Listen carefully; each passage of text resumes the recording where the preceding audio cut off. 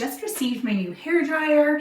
Absolutely love this. I never thought that hair dryers really mattered that much, and I will tell you, wow, it does. This one is so cool. It has the on-off button, the wind speed, and then this up here is the actual temperature. And the temperatures have different colors and it will light up right here. It's so cool. I love the design here on this.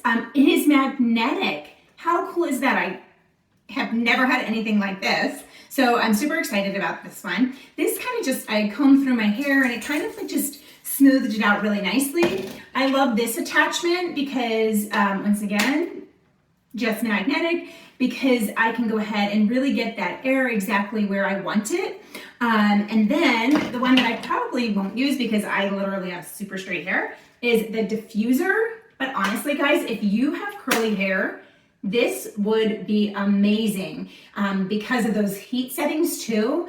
And I think that cooler would probably be good for curly hair, but honestly, I don't have any curly hair, so I'm not exactly sure, but it's so lightweight. It's so pretty and it does a fantastic job. Guys, this is a must-have if you think that hair dryers don't matter, or if you're looking for a new one, or you want to gift one for your daughter, your college student, your son, whatever.